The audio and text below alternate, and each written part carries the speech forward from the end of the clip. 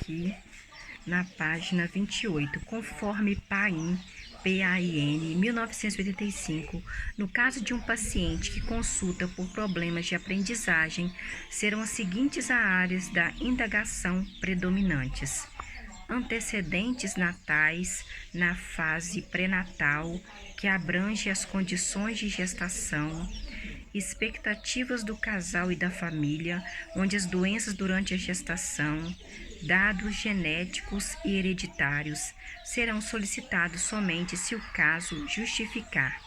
Fase perinatal, que envolve as circunstâncias do parto, sofrimento fetal, cianose ou lesão, entre outros danos que costumam ser causas de destruição de células nervosas que não se produzem, e também de posteriores transtornos e fase neonatal, que inclui a adaptação do recém-nascido, choro, alimentação, capacidade de adaptação da família do bebê, através do respeito ao ritmo individual do bebê, entendendo suas demandas. Ainda nessa lista de indagações predominante temos, segundo PAIN 1985, aspectos significativos que devem ser investigados, como doenças e traumatismos ligados diretamente à atividade nervosa superior, tempo de reclusão a que a criança foi obrigada,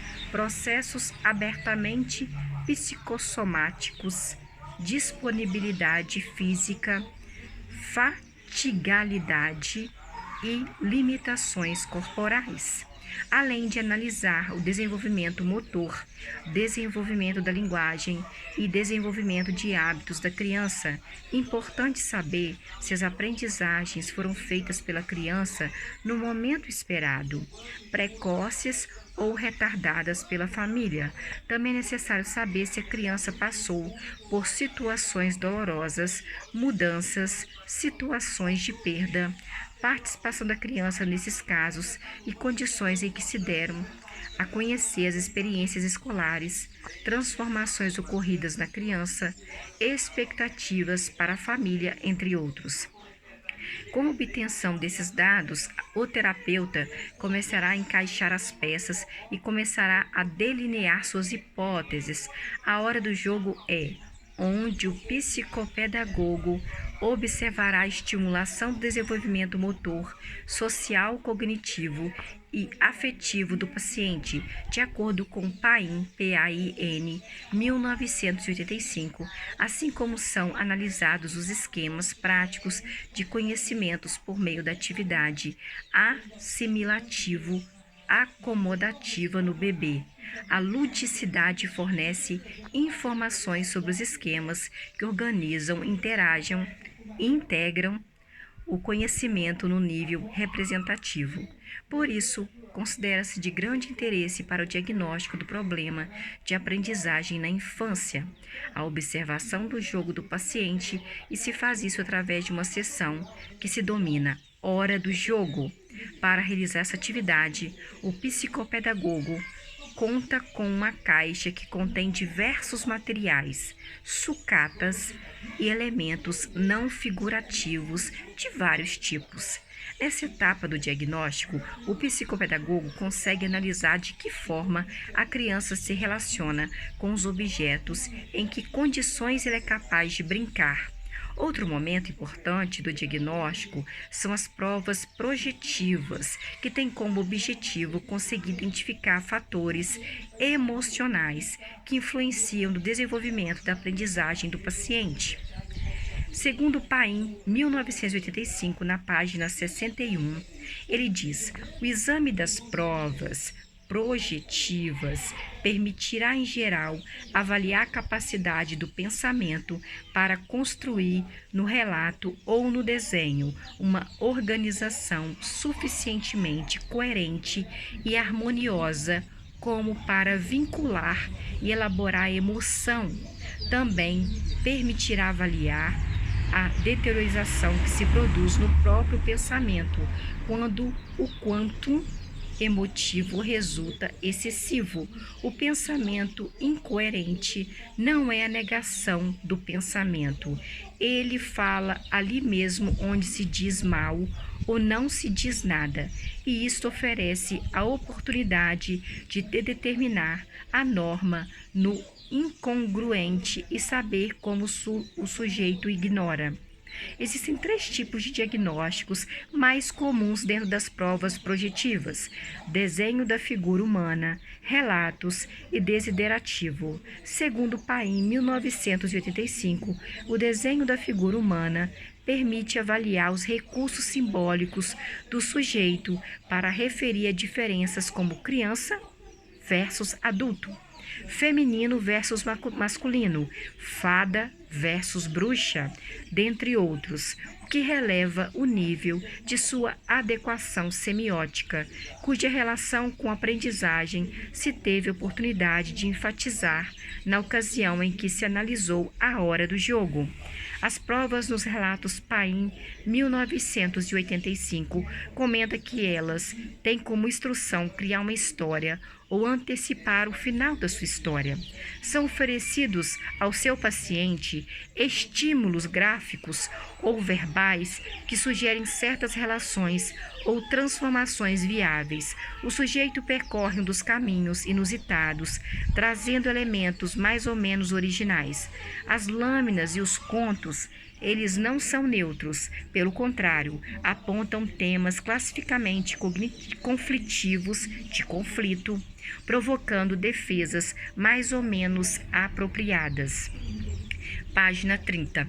Em relação a diagnósticos desiderativo, em relação ao diagnóstico desiderativo, Paim, P-A-I-N, 1985, afirma que as dificuldades, as falhas e os rodeios que os sujeitos com problemas de aprendizagem apresentam na prova, denominada de desiderativo. As provas o nome dela é desiderativo.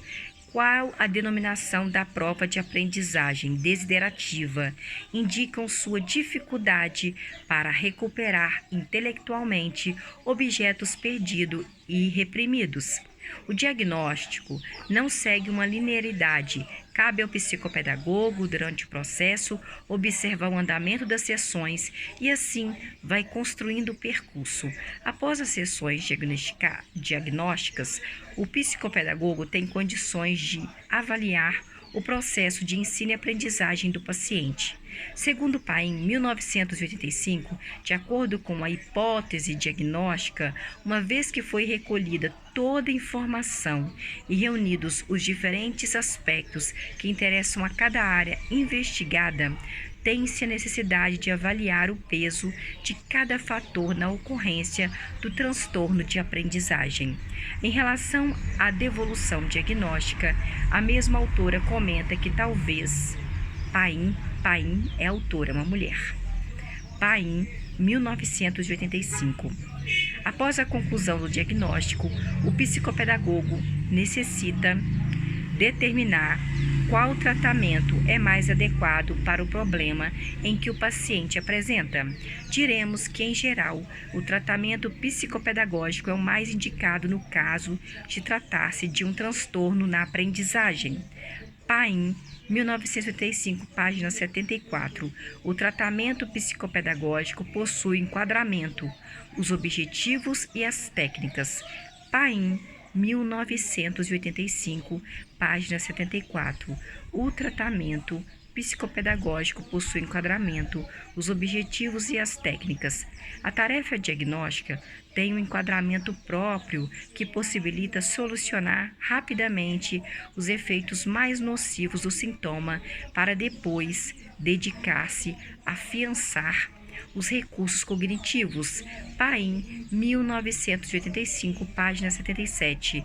Paim, 1985, comenta que os objetivos básicos do tratamento diagnóstico são a desaparição do sintoma e a possibilidade do sujeito de aprender normalmente ou mais ou menos no nível mais alto que suas condições orgânicas, constitucionais e pessoais lhe permitam.